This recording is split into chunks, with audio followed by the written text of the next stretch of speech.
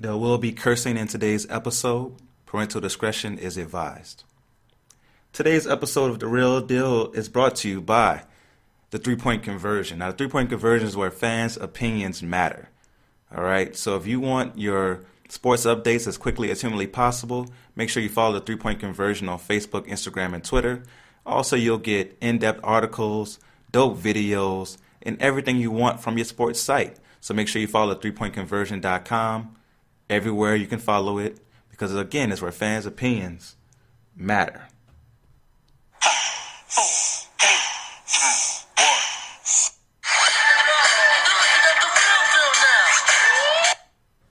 Thank you for listening to The Real Deal with Damian Adams. This is Real Sports Talk for the Real Sports fan, and I definitely appreciate all you Real Sports fans who are listening right now. If you're listening on Apple Podcasts, thank you. Please do not forget to go to the ratings and reviews page and give us that 5-star rating, that 1, 2, 3, 4, 5th. That 5-star rating and review would definitely be appreciated. If you're listening on the three-point conversion station, please let us know what you think of the show, because the three-point conversion station is where fans' opinions matter. So if you think the show is hot, say it loud. I think the show is hot and I'm proud. If you think the show can improve, don't say it as loudly, but please let me know so I can take your criticisms into consideration, because I need both your criticisms and your praises to be great at my job. I'm very excited about today's show. It's a stacked episode, man. We're going to be talking about all the drama going on in NBA right now. The Raiders getting Antonio Brown. Lots of boxing talk. A lot of things going on in boxing right now. And I needed somebody who can cover all these topics with knowledge. Someone who has a lot of skin in the game. This guy has been a boxing writer for over 15 years. Someone who definitely knows his boxing, definitely knows his Raiders. A little basketball knowledge as well. Talking about my man, Eric Duran from Bite Down Boxing. What's going on, Eric? Oh, nothing much, man. Just preparing for this apocalyptic snowstorm that's about to hit Denver tonight. So I hope this is a good podcast. What they're predicting is we might not survive. So hopefully I get to hear it. Oh, wow. So hopefully this is not the last we hear from Eric. Yeah, man, I don't know how you guys deal with the snow. I'm not built for it. That's why I'm out here in Arizona. But I always like to start the show by getting to know the guest. I got to meet Eric at a fight here in Arizona around this time last year when Jose Pedraza took down Ray Beltran. And what a difference a year makes, as his last fight he was taken down pretty easily. And I got to know a little bit about you. I want the fans to get to know a little bit about you. Can you tell us a little bit about yourself? Well, like you said, I've been covering boxing for over 15 years now. I've kind of stepped away from it recently. But I've covered a lot of big events in my time. I covered Vladimir Klitschko, Floyd Mayweather's 49 fight versus Andre Berto, Manny Pacquiao, Canelo Alvarez, Vasily Lomachenko. Wrote for a lot of the big websites like FightNews.com and BoxingScene.com, and most recently Bite Down Boxing. Most notably known for my own website, 60minutesboxing.com. Just been a huge fight fan and looking forward to a big fight this weekend in Spence Garcia, and this past fight with Shawn Porter and Ugas. Yes, we're definitely going to get into Shawn Porter's fight and definitely going to do a deep dive into Spence versus Garcia. Now, what got you into covering boxing? Did you want to be a boxer growing up? Was it something that you kind of fell into? How did you get into covering boxing? Well, I remember watching my first big fight. It was Mike Tyson versus Evander Holyfield, the first fight. That kind of always piqued my interest. Years down the road, I fell in love with a particular fighter by the name of Roy Jones Jr. And from there on out, it just became a kind of how people say, when did you first fall in love with hip-hop? That was kind of my, when did you first fall in love with boxing? And it was watching Roy Jones and his athleticism and his showmanship over the years, and just fell into becoming a big fan. And, since I graduated, I took it to the next level of becoming a writer. I've done some promoting. I've done some matchmaking. It's just something that it was always a hobby, but it was always more something you had I had a real big passion for. So it's just kept me going for the last 15 years.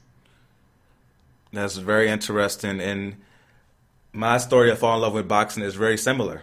I remember being a kid, and my step pops had a really big fight party, for the first Tyson versus Holyfield fight, and watching everybody and how into it they were. And that was the first. People forget about the first one because of how infamous the second fight is. But the first fight was really good, and it got my interest peaked. And then next thing you know, I discovered Roy Jones, and Roy Jones, just the way he did things, made you fall in love with the boxing world. And Prince Nassim, the way he was at that time. Great fighter. Yes. So when you have that much going on at that time, I think it was a perfect time for me to fall in love with boxing as well. And you say you've done some promoting. I've always been interested in that side of it. Is it something that you would do in the future, or is it too dirty of a game for you to get into? Well, it's not really too dirty of a game to get into. It's more of a financial risk. Mm-hmm. If you have some money to burn or some money to lose, it can be really fun at times, but it is dirty, especially at the local level. The local level is kind of like how old school mafia used to run businesses. Each promoter has their own agenda. Each promoter is always looking how they could sabotage or wreck another promoter's show. They really don't like working together. They really don't like seeing the other promoter succeed. So at the lower level, it's kind of a give and take process, but it's more of a financial risk. Now, being behind the scenes, shows like Top Rank and some of these PBC shows and Golden Boy as well, that's where the fun is. You know what I mean? Meeting these fighters, knowing how these contracts work, knowing how the production works. From everyone's, from the head of the chain like Bob Arum all the way down to the site coordinator to see how they work. When you're at that level, it's really fun. And especially like fight managers, where they get to travel to all these big events, where they get to have all these big meetings with, talking multi-million-dollar meetings. It's capitalizing. And like I said, I had a great time doing it at the local level, but it was just too much of a financial risk in the end. No, I definitely can understand that. And we hear so much about how grimy a game boxing can be. And you talked about how at the local level, that's where it's more than at the national level. And we're going to get into some of the ways boxing has been changing over the years in this podcast as well. But let's get into a little basketball here. And it's funny, when I first invited you to come on the podcast, we weren't even going to talk about basketball at all. We were. And only because I said I was a Nuggets fan, and the Nuggets just get no respect right now. For some reason. No, that's a very good point. The Nuggets definitely deserve respect. Second in the Western Conference, sometimes first, depending on which week we're in. And they're playing really well. They're just a young team. We don't know what they'll do in the playoffs, but Jokic is a beast. Somebody who's maybe the best passing big man of all time when it's all said and done. Great guard play. I really like the Nuggets and the way they play. It reminds me of like the '90s Rockets when you had Akeem Olajuwon surrounded by all those shooters, and you could play that style of inside and out. So I really like the Nuggets. Like I said, I'm not disrespecting them. I definitely should talk about them more. So I will take that in consideration. Thank you. But for this week, it's about the drama with the NBA. Unfortunately, it's not about the play on the court. So, like I was saying earlier, we weren't even going to talk about basketball. And then between Sunday and today, the NBA universe decided to lose its damn mind. Just so much stuff just happened. So we're going to start with Russell Westbrook. They him and the Thunder played against Utah in Utah. And there was an incident where a fan and I guess the fan's wife were saying some very unflattering things toward Russell Westbrook. And, one of the things that Russell Westbrook said was the fan told him to get on your knees like you are used to doing, which is very disrespectful to say to somebody. And I'm pretty sure that wasn't it. and it was the fan had an interview later where he was trying to make it seem like he was doing innocent trash talk, saying, "Oh, I'll just tell him to ice his knees. I'll just say ice your knees, bro." And somebody discovered his Twitter account. Exactly. And his Twitter account. That's the great thing about technologies these days and social media is if you're living a double life or you're trying to get away with who you really are, it's going to bite you in the ass. Definitely. So his Twitter account took away all his credibility of him trying to act like he was this innocent fan doing fun trash talk because he's out here being mad racist. Like he's on, if there was a racist Olympics, he'd be on the Michael Phelps type level because he's out here just slinging out N-words and just being racist as he possibly can. So obviously we know where your motivations are. So it came out today that he got banned for life, not only from Utah Jazz games, but from the arena period. So he can't go to concerts, nothing like that at that arena. And Russell Westbrook got fined $25,000 for his part in the incident. What is your reaction to the incident itself and also the ruling from the commissioner and the fan getting banned for life? Well, actually, as we were talking, I think the fan is planning a lawsuit against Russell Westbrook. How he plans on winning that, or what he plans on how far that going, I don't know if he has two legs or one leg to stand on with his recent social media accounts that have been brought to the light of day. The NBA has to find Russell Westbrook. I'm not against what he said, but some of the things he said, in the light of the racial tension in this country right now, the NBA had to do something. $25,000 isn't going to make a dent in Russell Westbrook's bank account. And I think Russell Westbrook, that's the last thing he's worried about. The thing that sucks, though, is this is his second on-court / off-court controversy he's had in the last couple of weeks. Obviously, with my Denver Nuggets a couple of weeks ago, a 6-7-year-old kid tapped him on the knee, and he kind of got upset about it. And he has some words to say to the media about fans, but I have to side with Russell on this part. Yes, it's a paying customer. Yes, we have a voice and we have an opinion, but there's just certain lines you can't cross. And for Russell to, if what Russell was saying was said, which it looks like if the guy is banned from the arena for all events, there had to have been other fans sitting around who were able to pinpoint exactly what he said and side with Russell. There's just a line you can't cross. Yes, these athletes are paid millions of dollars. Yes, these athletes, get paid to play a game, but they're still human.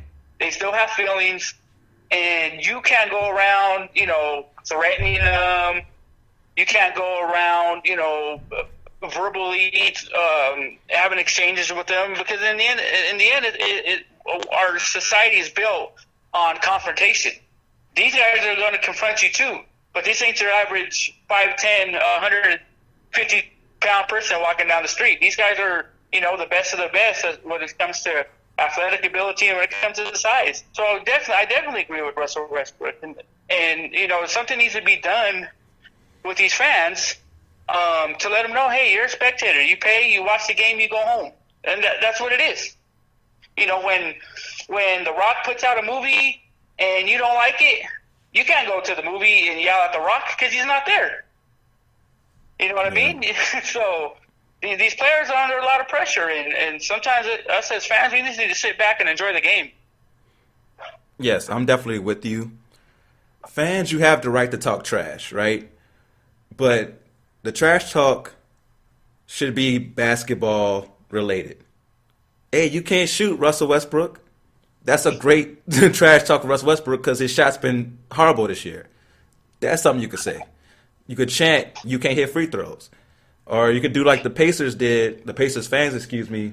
It was right before the trade deadline when the Lakers were playing there and they were chanting at Brandon Ingram, LeBron's going to trade you. That's funny. Like, that's good trash talk. Do that type of trash talk. Unfortunately, Utah has the reputation of being a very not friendly place for minorities, right? Because it's young. This isn't the first time they've said anything. They've said something about Utah in this regard. Exactly. Like even older players will talk about back when Malone and Stockton were there, of how that place was a place they didn't want to play because of the fans. So, and it's not even sports related. That's just Utah in general, just your general everyday life. It has nothing really to do with sports. yeah, I haven't been there, so I just heard like stories from sports and other things like that. But like I said, the reputation there definitely isn't good. So then when it comes to sports, that's when it comes to a national stage. And Russell Westbrook had an incident last year with a fan during the playoff series where the fan was, a little close to him with the camera. Now that time I was like, okay, you just got to walk past the phone, even though, that person shouldn't be that close to you with the phone. You just got to walk past it and keep it moving. In this case, and tell Conor McGregor that same thing. Yes, yes. Conor McGregor has definitely learned that the hard way. You got to walk past the phone, even though I understand the frustration. Like if I was somebody, I wouldn't want somebody putting the phone in my face all the time. So I understand the frustration of it, but also you got to know that's something that comes with the territory of being famous and doing what you do. Now, something that doesn't come with it is being insulted and being disrespected. So Russell Westbrook saying he's no longer going to take the disrespect, I feel him on that. Now, do I agree with him saying I'm going to fuck you up and your wife? I feel like he went a little too far when he put and your wife in there. But that probably means she was saying something too. True. She probably was saying something too. Now the thing is, can you really? I'm gonna put myself in a situation. Can you really go at a female in that way?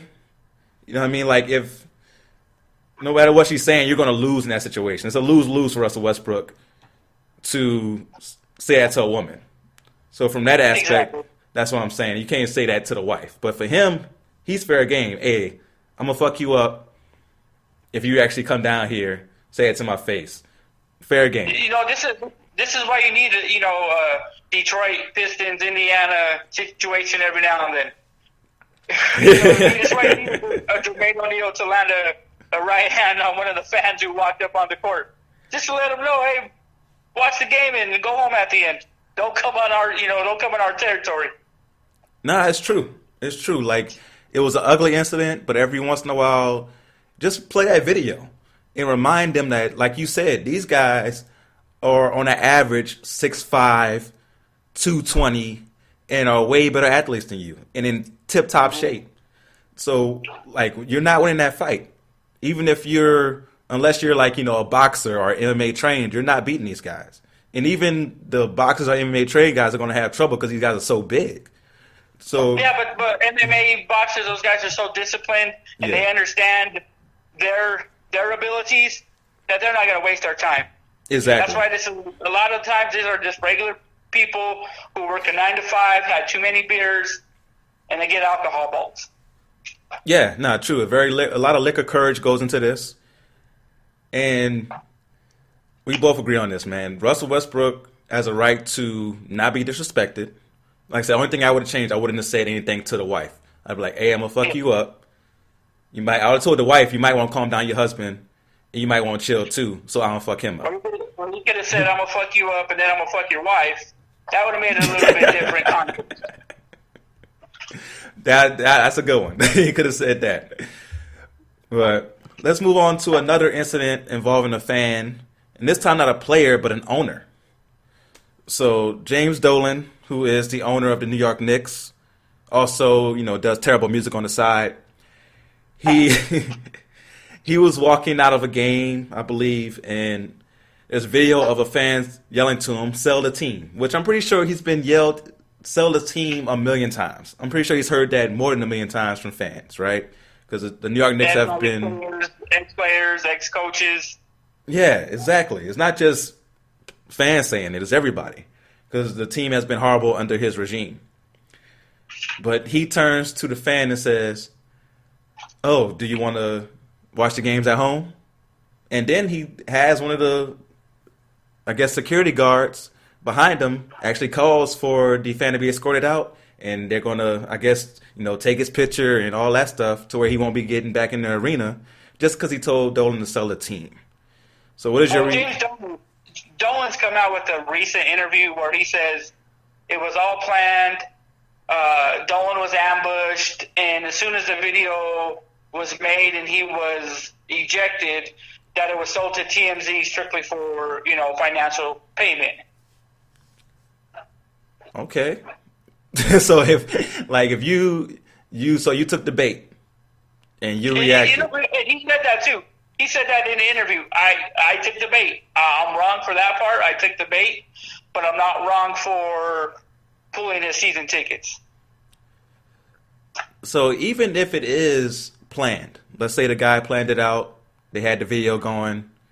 Like for me, because you're going to be videotaping people walking out. Like there's going to be people videotaping the owners, the players, whatever, walking out. So that could have been planned. It could have been not planned. They could have been lucky and got that part. But if it was planned, you still don't kick someone out for saying sell the team. Like it's not disrespectful in the way that we talked about Russell Westbrook. This is your normal trash talk. Now he's not a player; he's an owner, and he should be held to even a higher standard of being able to take criticism. And this isn't his first time, with this type of situation. In 2017, he had Charles Oakley arrested and banned him twice in 8 months. And this is a former player of the New York Knicks. He played like 11 years, 11 playoff appearances, and he had this guy arrested and kicked out in front of everybody. Yeah, it was a very just cringy moment when you think about, Charles Oakley, who a lot of people consider a Knicks legend. And for him to be treated that way just because he doesn't have the best relationship with Dolan just shows you what type of person Dolan is, right? Now, Dolan... Yes. He wears a red hat. Yeah. So we know what that is. These red hats are making lots of appearances today as, Dolan. You got the fan from Utah, who obviously probably wears that as well. So with Dolan, for him, like honestly, I don't know why he still has a team. I don't think he likes it. I don't think he enjoys doing this. Like being an owner of a basketball team, taking the criticism. Like he's got enough money. He would make so much money from selling the Knicks. Like the Knicks might sell for like $4 billion. So he would make so much money from it that he could literally make that money and go make his terrible music for the rest of his life and be cool. So is it just the power of having the Knicks? This is one of those, I'm richer than you. You can't own a team, so I'm just going to keep this team regardless of how bad it is. Obviously, the Knicks being in New York, he's still making money off of the Knicks. He's not losing any money. He might be losing a little sleep, but he's not losing any money. It's one of those social things where, especially with the Knicks, is it puts him on a higher pedestal as far as fame and as far as his stature. And at this time, it's just all a game to him. It doesn't really cost him anything, so he'll go along with the ride until either he's forced to sell or he just gets tired of it. Yeah, no, that's a good point because the Knicks fans are loyal to a fault, right? The team hasn't truly been good since late 90s, early 2000s. They had 1 year with Carmelo where they made the playoffs, and you think about you think about the 90s. When you think about the Knicks, the first thing comes to mind when you think about success with the Knicks is, the Patrick Ewing era. And then you go to that Carmelo Anthony year. And you want to go before that, you got to go way back to when Phil Jackson was actually playing on a team. Yeah, good old Will Reed and them boys, yeah. Yeah, so it's been a rough time for them, but it's the city loves basketball. It's the mecca of basketball, right? And people, that's one of my bucket list things is to go there and watch a game because people talk about how great a game it is to watch there because of the environment. It's like watching a Broadway play or something like that in the arena. So it's one of my things I want to do, but I definitely don't want to put money in Dolan's pocket while I do it. But it's something that you just have to take the good with the bad and still go to that experience. But yeah, Dolan just showed what type of person he is in this. Like, even if it was planned, you're supposed to be this billionaire smart guy. Why fall for the bait in that way? So him saying it was all planned makes him even look worse, in my opinion. Yes, sir. Now, this next topic, it was more than words. It was fisticuffs, choking. They was about the action, boss, as Marshawn Lynch would say. So it was a game. It was last night where we had the Rockets and the Raptors. And Serge Ibaka, it was a play before the end of a quarter. They were trying to do a long pass, and he got tangled up with Marquese Chriss. Serge Ibaka ends up on the ground.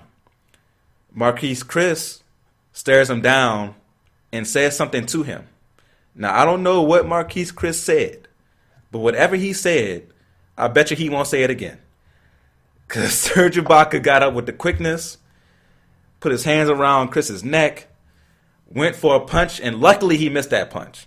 Luckily he missed, because I'm pretty sure Ibaka's punch does some damage if he does hit. And news came out today that Serge Ibaka got suspended. He got suspended 3 games, and Chriss got suspended 1. What is your reaction to that incident and the suspension of Ibaka for only 3 games and Chriss for 1? Well, I mean, this is the reason why you see a lot of these fights happening. I mean, Serge Ibaka got suspended 3 games.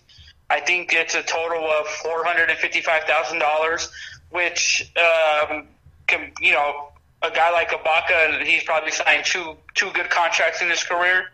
That's chump change to him. Until the NBA starts taking these little fisticuffs more seriously and handing out 10, 15, 20-game suspension, a guy's going to throw a punch here and there. Chris Paul and Rajon Rondo, like we said, a lot of these guys are physical specimens. A lot of these guys, like Serge Ibaka, who comes from the Congo, they grow up with that fighter's mentality. They have to make a way. They have to make a situation to get out of where they're from to succeed in life. They're not handing anything on a silver spoon. So they already got that fighter mentality in them. They already got that athletic specimen, 6'10", 240, killer instinct. And when someone says something to you and stares you down, your first instinct is, I'm the alpha male. Not you, I'm the alpha male, so they're going to fight. And I don't see nothing wrong with this. I mean, look at hockey. Hockey, they're still, they score up, fight, take a couple minutes, and then come out and play. It should be like that in other sports.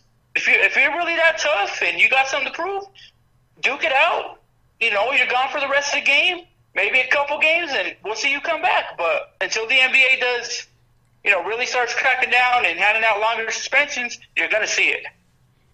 That's a very interesting take about hockey. Right, hockey, it's been their tradition for years that if 2 guys get into it, they can go ahead and have their fight for a little bit, cool off, come back out. Now, when you talk about that with basketball, it's a very layered conversation, right? Because how would people react with basketball players doing it opposed to hockey players, right? And the obvious is there, right? You got a mostly black sport, mostly white sport. Yes. So when you have the mostly black sport, if you allow them to have fights, how would people react? In most NBA players, they'll be off their rockers if that were to happen. Exactly. So he's, the tough guys in hockey would be called thugs in the NBA. So we all know how that would go. Now, as far as the suspension goes, I was surprised that Ibaka only got 3 games because Ibaka has been involved in incidents like this before. He's one of those guys, like you said, has that fighter's mentality. So when you come at him and say something disrespectful, I'm not sure what Chriss said to set him off, but he had to say something. And he's somebody and that's what I mean is Serge Ibaka knows I can throw a few punches, choke someone out, and I'll sit on the bench for a couple games. He already knows the NBA is not going to suspend him for the season or, suspend him half the season. He already knows, what's going to happen, and that's why it's not going to stop anytime soon. Yeah, I agree with you that. I think that the suspension, especially for him being a repeat offender, should have been longer. I'm thinking for Ibaka, maybe 6 or 7 games. For Chriss, I'm not sure what he said. Now, if they did their little investigation, they found out Chriss said something that truly did provoke this attack, then he gets a game or two. But if there's something where it's like it was just a stare down, then Ibaka has to control himself in that situation and say, you can't just take the stare down and go choke somebody and try to punch him in the face like that. So we both agree on that one. I would love to see NBA players duke it out, but we know that the optics of that would just be horrible because of the obvious things I mentioned earlier. But with Serge Ibaka, I would have went 6 or 7 games with the suspension. You're saying more like 10? Well, I mean, as a repeat offender, yes, you can say 10, but I'm saying 10 to the point to where if you truly want, things like this to stop, these players need to be scared to react in that type of manner. I'm not mad at that. I agree with that because, like I say, you don't. Usually with NBA fights, you have the hold me back moments. Like Jalen Rose always says, hold me back. And they act like they want to fight, and then they wait for somebody to hold them back, and then they act tough. Yep. So, but with certain players, like Serge Ibaka, and if you want to take it back, the Charles Oakley and those guys back in the day, they were about that action. So those guys... Anthony Mason always starting to fight. Can't go nowhere. He always fighting like he Anthony Mason. Shout out to Cedric the Entertainer, classic. Yep. Now let's move on to a little football. I know you're excited about this next topic. You are a Raiders fan, and the Oakland Raiders, who eventually will be Las Vegas, I guess, has been talked about for so long. But the Raiders made a big splash. They went out and got Antonio Brown from the Pittsburgh Steelers, and they only had to give up a 3rd and 5th round pick in this year's draft. What is your reaction to that move? And $30 million. And how much? $30 million guaranteed. Yes, that's a big part of it. They did give him a new contract with $30 million guaranteed. So what is your reaction to the trade and also the contract? Well, I mean, the contract is great. We had $70 million in the cap space this year, and that doesn't include a couple of guys who are on the chopping block, like Donald Penn, which will save us another $7 in the next couple of days if we let him go. As far as the actual details of the trade, I mean, a 3rd and 5th rounder. We got a 1st rounder for Amari Cooper, who has vastly underperformed in his time in Oakland. We got a 1st rounder for Khalil Mack, who, like Antonio, is a top 5 player at his position. I mean, let's just go to last year's stats. Antonio Brown had 104 receptions, which was 9th in the league, 1,297 yards, which was 11th in the league, 15 touchdowns, which was tops, 6 receptions of 40-plus yards, which was 2nd, and 63 first downs, which was 11th. You throw that all together, he falls anywhere between 5 and 10. So you just picked up a top 5 receiver, we'll say. A top 5 receiver for a quarterback in Derek Carr, who A, needs to have the best year of his career, and B, who hasn't had a weapon quite like this. Look at Carr's 2 main receivers in his time in Oakland. You have Crabtree. Crabtree was a possession receiver and a goal line receiver. He was slow. He was full of drama, which so was AB, but he wasn't producing like AB. And then you had Cooper. Cooper was a great route runner, very athletic, but his hands were made of stone. You can always question his motivation. Now you bring in Brown. Brown's a route runner. He's a deep threat. He's a high-volume worker. His hands, one of the best, probably the best hands in the game. I think he had 1 drop last year. And yes, he is filled with drama. But when you're winning, that's good drama. You know what I mean? People are coming to watch you play. People are at the concession stands buying food. They're buying jerseys. So when AB's winning, and he's a winner, it's good for your organization. It's good for your team. Yes, I'm a little torn about the trade because I feel like the Raiders are sending us mixed messages. Now, in a tunnel, this trade is awesome. Like you mentioned, you're getting a top 5 player at his position, and you're giving up scraps pretty much when you think about it. Because if Antonio Brown wasn't trying to force his way out of Pittsburgh, if you're going to try to trade for him, it was going to cost you a 1st at least. Exactly. So the fact that you only gave up a third and a fifth is awesome. You mentioned you guys have cap room for days. So the contract doesn't really affect you either. You made Antonio Brown happy on his way in by going and get him and giving him his money. Those things are great. The thing that kind of threw me off is that I felt like you guys were doing the rebuilding process. So to go get Antonio Brown, who's still in his prime, but is a little older, he's over 30 now. He's 30. 30. Watch how you throw that age around. He's 30. He's not over 30. He'll be 30 during the season. And I come prepared with stats. Larry Fitzgerald at the age of 30, 82, 954, 10 touchdowns with a 34-year-old Carson Palmer. At age 32, 109 receptions, 1,215 yards, 9 touchdowns. And then you go to Steve Smith, who had a young Cam Newton, who was throwing 17 interceptions a year at a completion rate of 57%. 79 and 73, 1394 and 1174, 7 touchdowns and 4 touchdowns. That's the age of 32 and 33. You can even throw guys like Isaac Bruce in there. Guys like Tim Brown late in his career. 30 years old, except for the running back position, is not old in the NFL anymore. That's when guys are hitting their prime. And especially like a guy like Antonio Brown who takes care of his body, Mr. Big Chest, and now Mr. Big Checks. Man, by the time this contract ends, he's going to get another big contract somewhere else. And to touch on your rebuilding is we practically are rebuilding. Remember, we're relocating to Las Vegas. So we need someone to put on the billboards.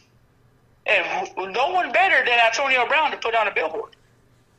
That's a very good point. And I love how prepared you came with the stats. Great stats. Now, the thing is, for me, when you say that, like I said, you're rebuilding, and you guys have signed on for another year in Oakland, and maybe even next year in Oakland. So I hope not, because that stadium is horrible. It is. It is. But right now, I think it's if I remember correctly, the contract was for this year and maybe next year. Maybe next year is only if there's a situation in Vegas and the stadium isn't complete. Yes. So hopefully that doesn't come up. But if it does, you're going to be looking at having AB as the face of the franchise in a rebuilding situation in Oakland for the next 2 years. Because AB, as great as he is, isn't going to make Oakland a winner. There's so many other holes that need to be filled. Which we have filled. We just went out and got a starting left tackle, which means our first-round pick, Colton Miller of last year, will move over to the right side. We just went and got LaMarcus Joyner, 28-year-old in his prime, who just came off a Super Bowl with the Los Angeles Rams, who's a hard-hitting, fast flyer in the secondary to pair him up with Carl Joseph. If you're following Twitter today, hey, don't be surprised if Le'Veon Bell isn't a Raider by midnight. Wow, now if you get Le'Veon Bell, that'll be awesome.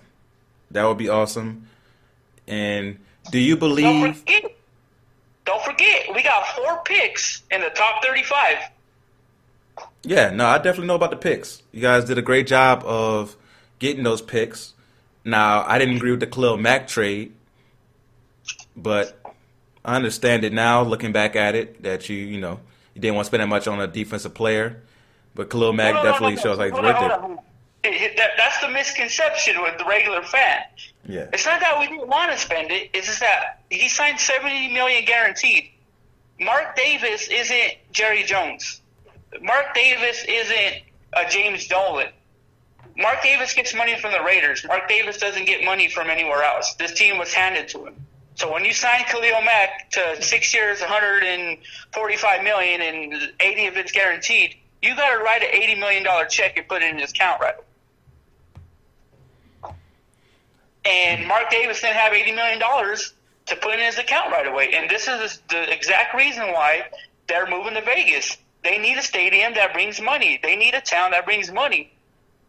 People don't realize is Golden State's going to move out of Oakland too. They're going to move to San Francisco for the same reasons. They don't want to build them a new arena. They're not making any money, but they just keep winning. So this isn't a Raider problem. It's a Oakland problem because the the Oakland Athletics are about to move too, because Oakland does not take care of their teams. The city. Yes, I definitely agree with that. Right, that Oakland as a city has not done a good job of taking care of the teams. And you think about Golden State, there's no way a team that's won 3 titles in 4 years should have to move. Like, I definitely agree with you there.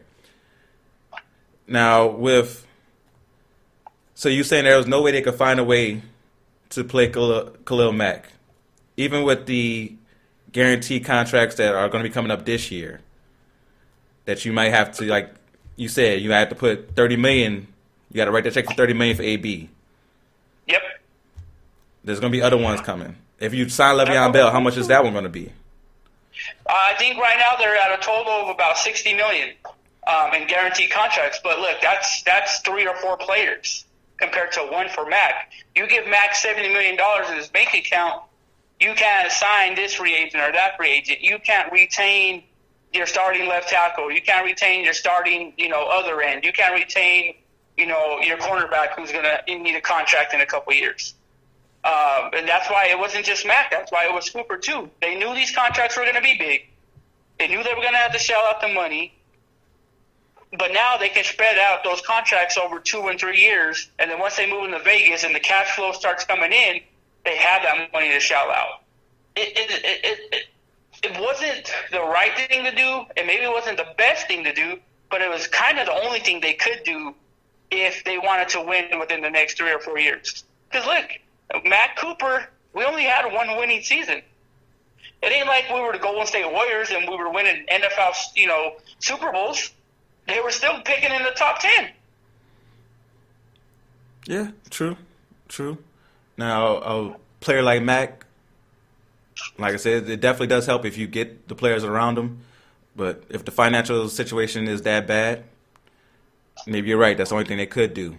Now, do you believe in Derek Carr to be that quarterback to take you guys to that successful future that you can see with AB? Oh, man, I have a love-hate relationship with him. It's a week-to-week process with David Carr, or Derek Carr, my bad. Some weeks I love him, some weeks I hate him. But there's no denying that the talent isn't there. I mean, you go back to the 2016 season where the Raiders finished 12-4. Derek Carr was a top 5 quarterback in the league. He was a MVP candidate, and barring that injury and maybe a little bit of luck, the Raiders could have made a run at the Super Bowl that year. You know what I mean? And it was, but I understand how, just sports in general work, and the Raiders just had one of those years where everything came together, every bounce went their way, and they couldn't sustain it. But getting back to Derek Carr, yes, I believe he's a franchise quarterback. And with the franchise quarterback, they don't grow on trees. So when you have one, you need to put the pieces around him to succeed. And people are going to say, well, look at Tom Brady. You're talking about an all-time great, not just a franchise quarterback. There's levels. You know what I mean? I don't think Ben Roethlisberger is an all-time great, but he's always had the right pieces around him to make him look good. And you're seeing that with, like, Patrick Mahomes this year. He had all the right pieces around him. And they went 13-3, or was it 14-2 or 13-3? I believe 13-3. And they ran up against New England, and they just going to win that final game. But yes, I believe Derek Carr is our franchise quarterback, and I believe in him. Okay. No, definitely going to be interesting this year. The Raiders will be must-see TV. We'll see how much that defense does improve, how much those draft picks. You got to make the right picks with them. They definitely got good draft picks. So we'll see what the Raiders do. One last question about them. Do you believe in John Gruden to be able to take these guys to the future and be successful? Oh, I definitely believe in John Gruden. Yes, he got rid of Cooper. Yes, he got rid of Mack. But if you go to our draft last year, outside of the number 2 pick in P.J. Hall, Colton Miller started 16 games as a rookie. And most of those games he was hurt. You know what I mean? So he never really got a chance to, fully get his body prepared for the NFL schedule. Then you have Maurice Hurst, who, before the NFL Combine, he was a top 10 pick. Maurice Hurst was a top 10 pick before the NFL Combine. Some of his medicals came back wrong. No one wanted to touch him. Boom, Gruden grabs him in the 5th round. And if you actually watch the film, the kid can play. Then you have another kid, Arden Key. Picked him up in the 3rd round. If you would have went back 2 years ago to his sophomore season at LSU, he would have been a top 10 pick. I think he had like 13 sacks. Then he got into some off-field trouble, came in out of shape. You know, he was still a 1st round potential, got him in the 3rd round. So he made the key picks last year. Now it all depends on them if they can, you know, get a little bit better in the offseason. And like I said, he's already swung the Antonio Brown deal by bringing in Mike Mayock, who was a draft expert, and now this draft expert has 4 picks in the top 35. No better mind to have on your team picking with you. So I definitely believe in John Gruden. Okay, I love the passion you have for the Raiders. Love the stats that you brought, the knowledge. So now let's go to a topic that you maybe even more knowledgeable on, boxing.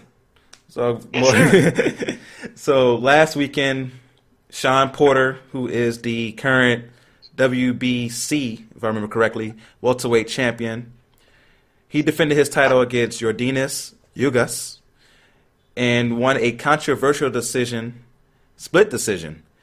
Did you agree with the judges that Porter won that fight? Oh, I definitely agree with that. Hold on, let me rephrase that. Do I agree with the judges? Yes, I can say yes. I agree with the judges. I'm not mad at them. That doesn't necessarily mean I think Shawn Porter won, though. Look, you said the key word that I hate: controversy. Mm-hmm. Not every close fight is controversy. Not every close fight is the robbery. They have to score. Look at the punch stats. It was a close fight. And anyone who sat ringside, like really ringside, sometimes, depending on the position of the fighters and where you're seated, you miss stuff. You don't see what the other judges are seeing. This is why I would prefer closed circuit for judges. Put them in a back room with TV monitors where they don't hear the fans, where there isn't a ref or a rope or a corner in their way, and I think we'll get better decisions. That's a very good idea. I like that idea. I've heard other people say they should go for maybe 3 to 5 judges. What do you think about that? Well, I mean, it could help. 5 judges could help, but I think you're still going to see the same thing. You know what I mean? Where the scorecards just get, you know, 115 or 114, 114. If 4 judges have it or 3 judges have it, it's still a draw.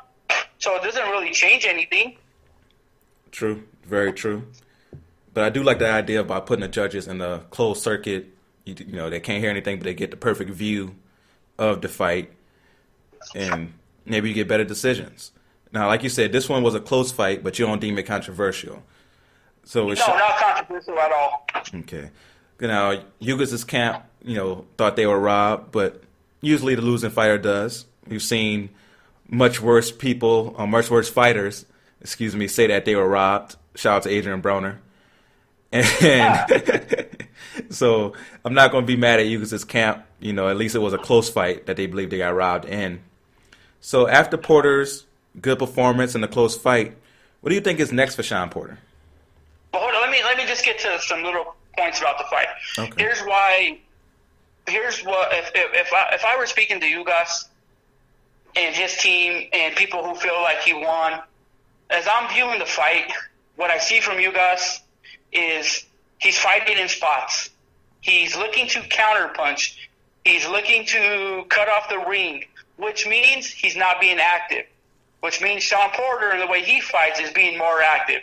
He looks like the hustler. He looks like the one throwing more punches and bunches. He looks like the one with a better work rate. And that's where Ugas got in trouble, is Ugas had all the natural ability to make it a clear-cut victory, but he let Porter fight his fight. And when Porter fights his fight, it's hard to beat him. That's why guys like Keith Thurman and a guy like Cal Brock, who are his only 2 losses, are great fighters because they took the fight to Shawn Porter. They fought better, and they went for it for 12 rounds, whereas Ugas, there's a lot of times if you go back and watch the fight where Ugas just isn't throwing punches. He's showboating, throwing his arms out, looking for the right counter punch, and he lost a lot of points there. Those very good points. Porter is always going to look like the more active fighter, no matter who he's fighting, because of the style you said that he fights. And sometimes it can be ugly. And Exactly. And sometimes you have to make sure that, like, for me, honestly, I'm not the biggest Porter fan because the style is not the most aesthetic. But with Porter, you got to respect how he fights. He's going to bring it every time. And honestly, his best performance to me was in a losing effort. I thought his performance against Thurman was a great performance. And It was a tremendous performance. But that just speaks to how great Keith Thurman is. yeah, Because for Porter to put on that kind of performance and Keith Thurman be able to match it and get the victory, like you said, what's next for Porter? What's the rematch with Thurman? I know Keith Thurman is calling for a Manny Pacquiao bout because he's on the big paycheck. I know, all eyes are focused on this weekend between Spence and Garcia because Porter can easily fight the winner of that fight as well as Thurman. But if push comes to shove and some of those fights can't get made, I think we're going to see Thurman and Porter do it again. I would love to see that. Because like I said earlier, I thought Shawn Porter's best performance was against Thurman in that losing effort. And you probably could put the Garcia performance up there as well. But for Porter, you broke it down very well about how he won that fight. I think Thurman would be a great rematch and something that's winnable for him. Thurman is great, but I think Porter could bring it and maybe win that fight. We've seen Thurman be a little more vulnerable in his last fight there, and especially with that long layoff before that fight. And he had no fun making weight. Yeah, we definitely need Porter to make his way easier next time. We don't have to bring out the clippers or nothing like that. Now, you mentioned Garcia and Spence. I wanted to really get into a deep dive on that fight with you. So, what are your thoughts, first, before we even get into the particulars of the fight, what are your thoughts on Mikey Garcia making his jump to 147 and taking this fight against Spence? I mean, it's great for boxing. I mean, who shouldn't be giving all the credit needed to a guy like Mikey Garcia? A guy who could have stayed at 135 and fought Lomachenko in another high-profile bout, a fight where he would have been the bigger man. He could have went to 140 and tried to clear out the division after he beat Adrian Broner. But we keep talking about Thurman, Danny Garcia, Shawn Porter. None of these guys want to fight Spence. Regardless of what they say, regardless of what they show, all they have to do is call Al Heyman and say, I want Spence. And Mikey Garcia is the only guy who called. So that shows you how big his balls are. That shows you how great he thinks he is. And that also shows you that regardless of what people think, he thinks he can win this fight. Because there's other paydays out there. There's other championship bouts out there. But Mikey Garcia wants this one. I definitely agree with that. Like, he wouldn't have made this jump if he didn't truly believe he could win this fight. So it definitely shows, like you said, how big his balls are and how much confidence he has in himself. And he said himself that he wants to show everybody how much of a badass he is. So I definitely respect him for that. So I'm definitely on the same page with you here about how great this is for boxing. I'm so excited for this fight. So let's start with Mike Garcia. And I wanted to get your keys to victory for Mike Garcia in this fight. Okay, his 3 keys to victory are his high boxing IQ. Mikey Garcia comes from a fighting family. Mikey Garcia knows every inch of the ring. Mikey Garcia knows how to throw every punch. Mikey Garcia knows how to throw every punch at the right moment. Mikey Garcia knows how to move around the ring, his ring generalship. He's highly skilled, but it will come down to how smart he is in the ring. I think that's his key to the fight is his boxing IQ. His second key to the fight is his pedigree. Like I said, he comes from a fighting family. Mikey Garcia was built for this moment from the time he was 5, 6 years old. His brothers, his uncles, his grandpa, they're all fighters. It's in his blood. That's something that a regular fighter just does not have. The pedigree is in his blood. And his third key to victory is he's in a no-lose situation. Unless he gets knocked out in the first round, he doesn't lose. He doesn't lose. No one's expecting him to win. A lot of people ain't even expecting for him to compete. So what if he goes in there and wins the fight? What if he goes in there and loses a close split decision? He wins regardless. I like those keys. I do like those keys. And for me, with Garcia, you mentioned how high his boxing IQ is. I think he definitely has to use that to stay off the ropes. I think if he finds himself on the ropes in this fight, it could be over early because of Spence's power and speed. So you definitely want to stay off the ropes. I think he could do a good job in this fight of catching and releasing. I mean, like blocking and punching right back.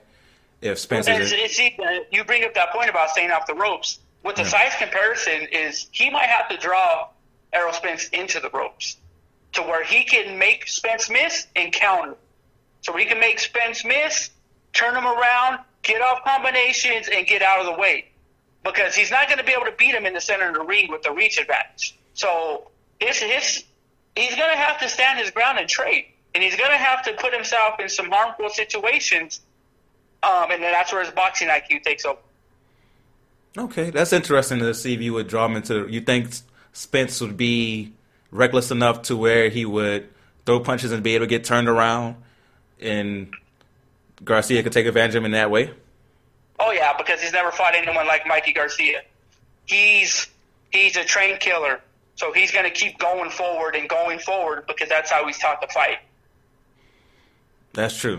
We saw that in the Kell Brook fight, where even with the adversity he went against in that fight, he still kept coming forward and eventually just broke Kell Brook down. Exactly. So I definitely agree with that. So very good keys right there for Mike Garcia. I agree with those. I would tell him to stay off the ropes, but I could see your point of drawing him in and making him maybe even having Spence against the ropes. But he definitely will have to trade. I agree with that. He won't be able to, stay on the outside because he doesn't have the reach advantage in this fight. So I like your keys, and I agree with your analysis on that one. So what are your 3 keys to victory for Errol Spence Jr.? Well, his number 1 key is his physicality. He's big, he's strong, he's skilled. He's going to have to lean on Garcia. He's going to have to – it's not necessarily going to be if he can land clean punches. In boxing, we talked about Roy Jones earlier in this. Roy Jones won a fight where he hit the guy so many times in the bicep, by the 10th round, the guy couldn't pick up his arm and had to quit the fight. So Spence, he doesn't necessarily have to land clean shots on the chin. If he's beating up the elbows and beating up the shoulders and beating up the body of Mikey Garcia, that's going to weigh on Garcia in the later rounds. So he just has to be the bigger, stronger, skillful fighter that he is. His second key is he can't lose that killer instinct. He has to keep coming forward. He has to keep letting his hands go. If he gets caught with a couple of counter punches, if he gets caught with a couple of combinations, he can't lose focus. He needs to wear Garcia down. He needs to be on top of it. Because the longer the fight goes and the less punishment Garcia takes and his confidence grows, Spence is going to be in trouble. And his third key to victory is, they're fighting in his hometown. He needs to draw from the crowd. He needs to put on a show. He needs to prove that he's a ticket seller. He needs to prove that he's a pay-per-view attraction. This is the kind of fight Spence has been looking for. This is the kind of media attention he's been looking for. He needs to show out. I definitely agree with those keys. For Spence, he has to come forward, be strong, put your weight on him. You mentioned beating up not just the body and the head, but everything to make Garcia sore all over. One thing I think Spence definitely has to do is throw combinations. Do not try to throw one punch at a time or look for a right shot. Because if you do that, Garcia's going to be able to counter you. He's going to be able to. He has a very good guard, so he'll be able to block and counter that way as well. So you definitely can't throw one punch at a time. Be physical. Put your weight on him. Also, but don't be too physical, like you mentioned, or don't be too aggressive. Excuse me. So you mentioned how you think Garcia may be able to draw him into a corner or draw him against the ropes and turn him around to take advantage. He has to avoid that by being aggressive but not reckless. So I think for Spence, And go ahead. there's something you should look forward to in this fight. So you have Spence as a southpaw, and Garcia's orthodox fighter. Go back to the Manny Pacquiao Juan Manuel Marquez knockout. I'm not saying Garcia can knock Spence out, but just go to that simple knockout where Pacquiao leans in with the left hand, and Marquez throws is kind of, it's not really straight. It's not from the side. Mikey Garcia possesses that knowledge to where I think he can hit Spence on the chin a couple times clean, catch him off guard, and maybe, show Spence like, hey, if I hit you enough, you're going to be in trouble. Because Spence is already cocky. Spence doesn't think Garcia can hit him with anything that's going to hurt him. So I think he's going to get caught a few times. And depending on how great his chin is, and depending on how much power Mikey Garcia's put on, because he looks a lot bigger in this camp with Victor Conte in his corner. Oh, man, you asked me for a prediction when we first spoke, and I'm torn. I believe Spence is too big, too physical, and very skilled. But, man, if you want to talk, we talked a little bit of racism earlier. When it comes to race, boxing is the worst. And I can't go against my gente, man. I got to go with my family. I got to go with Garcia. It's just, it's that Mexican blood. I got to ride with him. Nah, I definitely appreciate that. Like, I understand it. We both cover boxing. We know how it is in boxing. Like, you feel like you have to go with your race, your color, and I definitely understand that. And Garcia, like I said, is not a bad pick because Garcia has the skill. He has the pedigree, like you mentioned, and he has power. Like, he's not coming into this fight undefeated with 30 knockouts for no reason.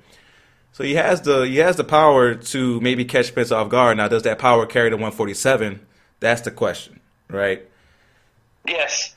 Now, that's the question. I don't think it does as far as one punch knockout power. But like I said, Garcia's knowledge, Garcia's footwork, Garcia's angles, the way he pivots, the way he uses his hips, it's going to carry enough. Okay, so you going Garcia by decision? Yes. Okay. I'm not mad at that prediction. I'm going Spence late round knockout. 10th, 11th round. This is a good fight to look forward to. Yes. This is a very good fight to look forward to. Yes, good fight to look forward to. It could go either way. Like I said, I wouldn't be shocked if Garcia is able to pull it out. I would not. But with Spence, we mentioned how just naturally bigger he is. I feel like he's the quicker fighter. And with that physicality, I think he's going to wear down Garcia and get that late round knockout, 10th, 11th round. But I'm really looking forward to this one, man. And like I said, I've been loving your honesty in this one, so I can't be mad at you for going with Garcia for loyalty. I can't be mad at that. Appreciate that. So we talked earlier about boxing when we were younger and fall in love with Roy Jones. And back then, until very present, if you were anything in boxing, you are either on HBO or Showtime, right? Yes. And for a very long time, that was it. You had to go to Showtime or pay-per-view to watch, or Showtime, HBO, or pay-per-view to watch the fight. And then with Floyd Mayweather switching to Showtime, it kind of changed the guard a little bit. And HBO wasn't as dominant anymore. And now HBO is completely gone. We no longer have boxing on HBO. And they're smart. They're smart. They got out at the right time. Okay, so can you elaborate on that for me? Why do you say it's smart? Well, obviously, the question is that you're referring to is DAZN great for boxing? Not only do you have DAZN, you also have the ESPN app. I believe they are tremendously great for boxing, and here's why. Society is just so fast-paced now.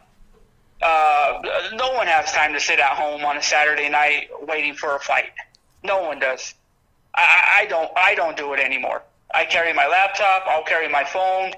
And if something's going on and I need to be there, for instance, man, I'm getting married I picked a Friday night to get married just in case there was any boxing on Saturday. And Bob Abrams sued me and put Vasily Lomachenko on a Friday night, on the night of my wedding, and now I'm going to sneak off to watch the fight. You know what I mean? So, but that's the thing, though, is now my guests who are boxing fans, they don't have to worry about missing the fight.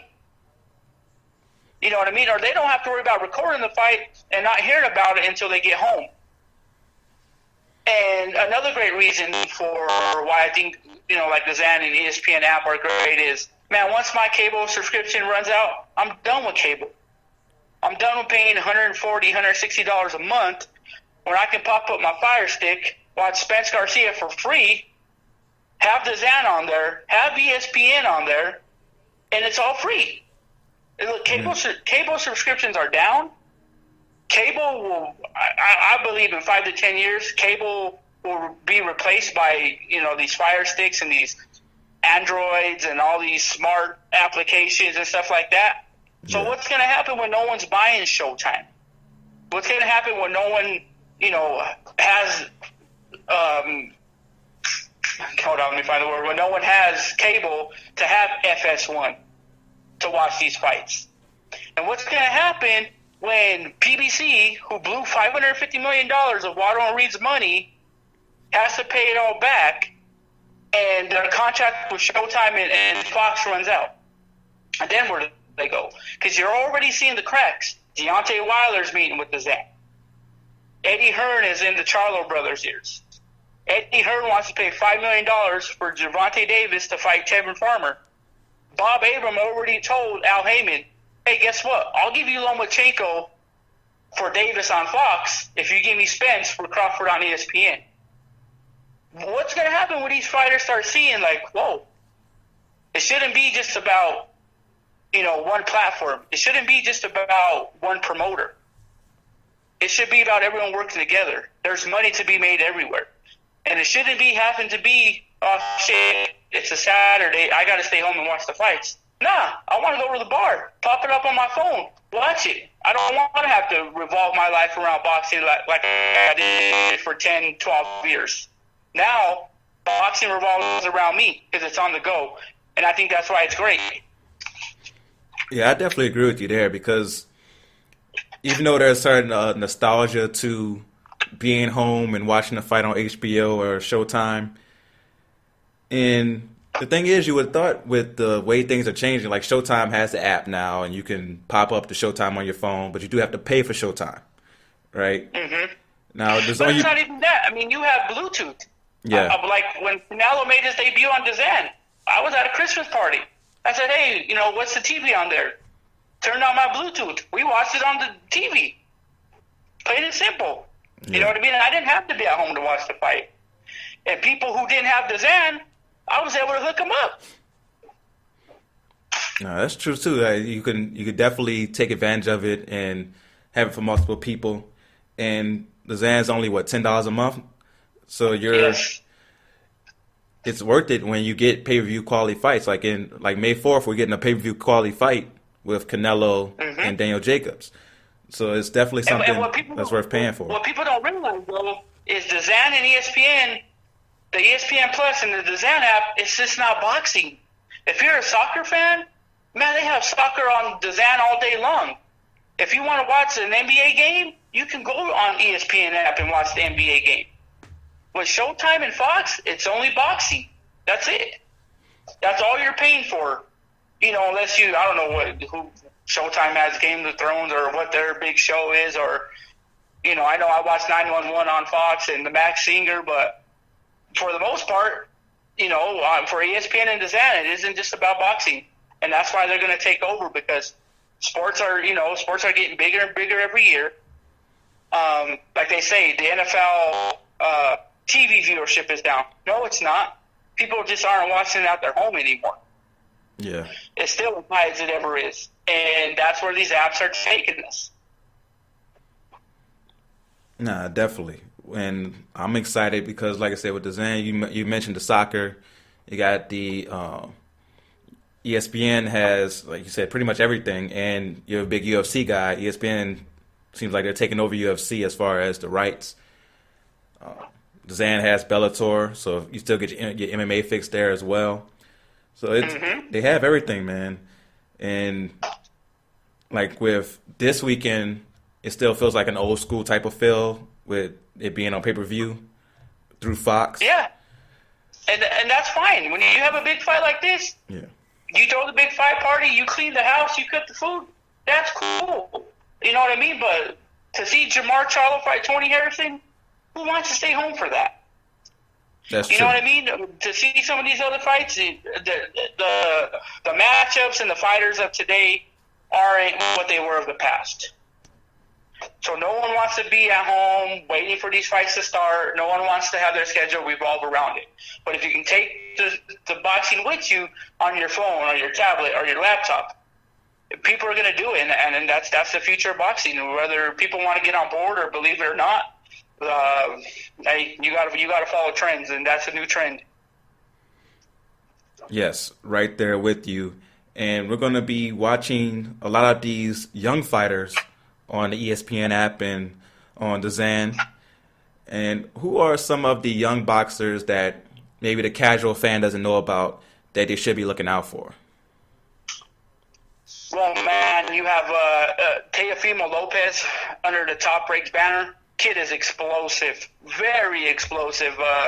High boxing IQ, fast hands, one-punch knockout power, charisma. Top Rank also has Shakur Stevenson, the 2016 Silver medalist? silver Olympic medalist, very skilled kid out of New Jersey. Golden Boy has Ryan Garcia. I believe the kid is 19 years old. He's already becoming a household name. He got that Golden Boy good look. So he's going to be a star one of these days. Those are probably the three biggest names just off the top of my head. If you would have told me that one, I don't know if I missed that one. Some more names down because I released a list. Actually, David Benavidez. He fights the co-main event on Saturday night. Kid's only 20 years old, world champion, power puncher, great prospect to watch. Jaime Muganye, who just moved over to the Zan under Golden Boy, tremendous volume puncher, one-punch knockout power, 21 years old, already holds a bout. He's like 25-0. Those are just, 5 or 6 names to, the average fan. If you want to, get into boxing, those are the guys you should really base your who you want to watch and grow with the sport.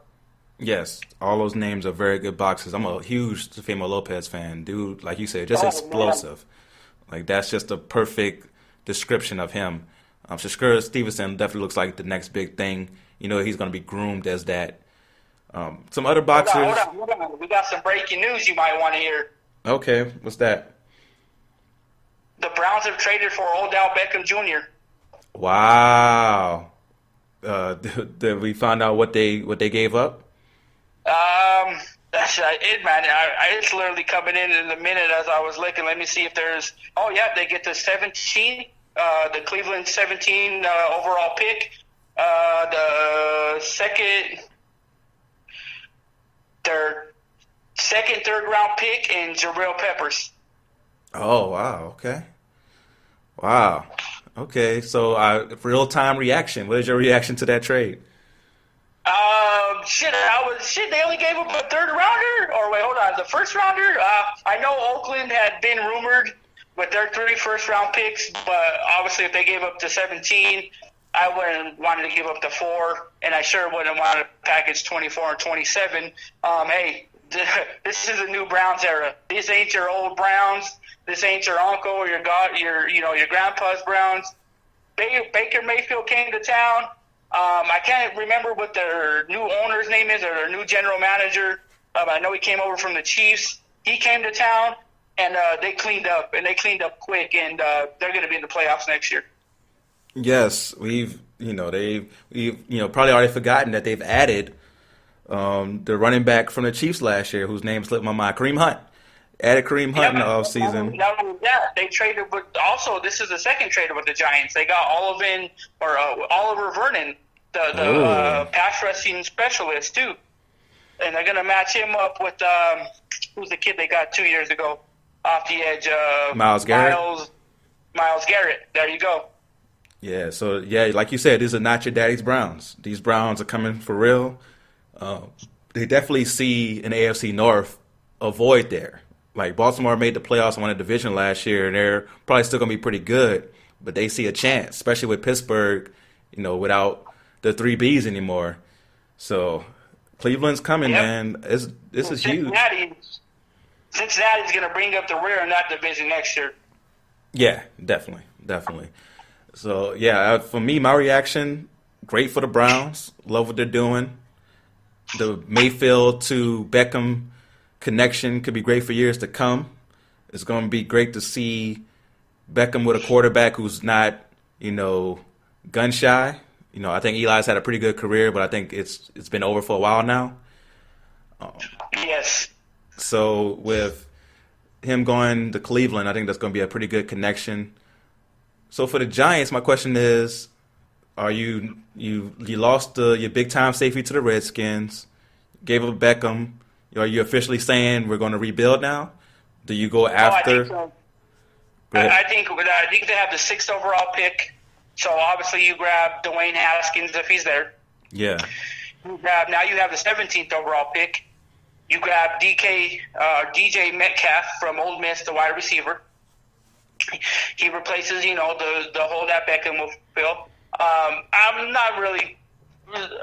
But Collins, he got a good contract, but if you watch film on him, he wasn't that good. He was highly overrated. He had one good year his rookie year, and ever since then he gets burned by tight ends. He's constantly blows his assignments, so that might be a plus for the Giants. They lost all that cap room, and a player who he's not going to live up to that contract he just signed with the Redskins. And you have Saquon Barkley. You already have a building stepping stone, or not a stepping stone, a building block in place. So you get Dwayne Haskins, you get DK Metcalf. Once Eli Manning's contract runs out, you save that money, you save the OBJ money, and that allows you to possibly have another top 10 pick next year with some cap room. So it could be 2 or 3 years, and you'll see the Giants. Maybe they're making a run for the NFC East title. I agree with that. I think it's been a time for them to go through the rebuild process. They had that year a couple years ago where they made the playoffs, and I think that threw them off. They thought they were ready to win now, and yes, now they're hitting with the reality of, okay, let's step back, let's rebuild, let's make this team younger. So I like the direction they're going in. I like what the Browns are doing. I think it's a good trade on both sides, to be honest with you. And like you said, it's not your daddy's Browns. I'm so excited for the Browns and their fans because they got some loyal fans. Shout out to my man, L.A. Broadus. I know he's probably doing jumping jacks right now, getting Odell Beckham. So shout out to the Browns fans, man. To get back to the Young Boxers conversation, I have some names, but I have one name. This guy isn't a young boxer, but he's somebody who casual fans might not know about. I got to represent him. He's from my hometown, New Orleans. Regis Prograis. Regis Prograis? Yeah. somebody who hey, tremendous fighter, man. He's charismatic. He's confident / cocky. He's a power puncher. He talks the talk. He walks the walk. He wants to accept all challengers. And, when he signed up for the WBSS tournament, it looked great. But now there's been so many delays that people are forgetting who he is. And as soon as this tournament is over, in which he should win it, I want to say the guy's name is Josh Taylor, is who he should see in the finals. If he beats Josh Taylor, and he can set up some, future bouts with Jose Ramirez or Maurice Hooker and unify the 140-pound division, Regis can be a star in the sport. Yes, I definitely agree with you there. And like I say, his style, he's very smooth, very powerful. Like him a lot. I believe he's 29 right now, so it's something that we have to get this boat moving for him. But let's go ahead and get it done. He's going to be somebody who people should look out for. So I love the breaking news, man. You definitely brought it today. He had the facts, breaking news, killing it today. It literally popped up. I was literally checking. I've been checking, for the Le'Veon Bell stuff all day, and it just literally came through as we were talking. So now it's time for us to do our last segment of the show. This is called Forgotten Players. This is where we pay homage to players who may have been good but not great, great but not recognized, or players who you may have just forgotten about who we want to remind you of. So who is your forgotten player today? Well, before the AB story broke, I was going to go with Baron Davis. I've been watching I wasn't going to say young man, but he's probably 10 years older than me. But not that old. But I remember watching him at UCLA, when he was with Charlotte and Golden State. But then the AB news broke, and got me thinking about my Oakland Raiders and, another wide receiver who people tend to forget about, and that's Tim Brown. What people don't realize is, the three major categories for a receiver, reception, yards, and touchdowns. Tim Brown's, top 10 in all three. Hall of Fame in 2015, College Hall of Fame in 2009, 9-time Pro Bowl, 2-time first-team All-Pro. He's in the 1990 All-Decade team, an All-American 2 times, the all-time, Raiders leader in all three major categories as far as receiving. And I think because, he's not on one of these NFL network shows and you don't see him in the media much, people forget how great Tim Brown was. That's a very good forgotten player. Tim Brown is somebody who definitely was prolific for years upon years upon years. Even, as an older receiver along with Jerry Rice in that early 2000 time. Those guys were putting up numbers that you hadn't seen from guys that age. So shout out to Tim Brown, man. Very good pick right there. For my pick, I decided to go boxing since we have a boxing expert on the show today, and went old school with it. This guy shouldn't be forgotten, but as time goes on, we tend to forget about people, and it's my job to remind you. So my forgotten player today is Ken Norton. Oh wow! Yes, Ken Norton. If you take it way back to even high school, was someone who was just a phenomenal athlete. In high school, he was all-state in football. There's actually a rule in place in his state because of him. So he was such a beast at track and field that he would participate in 7 events during track and field meets and win all 7 events. So because of that, they put in the Ken Norton rule that limits participants to go to only 4 events so that you only have one athlete dominating the whole event for your team. Interesting. That's how much of a beast he was. And after he went to the Marines, got into boxing a little late, but still was able to carve out a great career in boxing. Was known for his unique style, had the cross guard, which some people may remember that George Foreman used later in his career in those early 90s years when he was becoming the oldest world champion of all time, or heavyweight world champion. That cross guard was known for his really powerful left hook, overhand right uppercut, and had some magnificent fights against Muhammad Ali, which he beat Ali one time. Some people believe he beat Ali all 3 times, if you go back to some old school people. Larry Holmes was a very close fight that he lost. He also beat Jerry Quarry. For his career, he was 42-7-1 with 33 knockouts. So big shout out to Tim Brown and Ken Norton as our forgotten players today. Now, I want to give a big shout out to my man Eric Duran for coming on the show today. Hopefully you had a good time. Oh, had a great time. Thank you, man. I appreciate it. Anytime you need me on, just let me know. I love doing these things. And like I said, hey, I'm going to watch your page, and if my Nuggets don't start getting the respect they deserve, I'm going to let you know. Hey, man, keep me in check, man. I need people like you to keep me pointing in the right direction. So I definitely will make sure the Nuggets get their love. And where can people find you and follow your work? Honestly, I'm getting married in a month. I've decided that my time in boxing is actually up. Oh.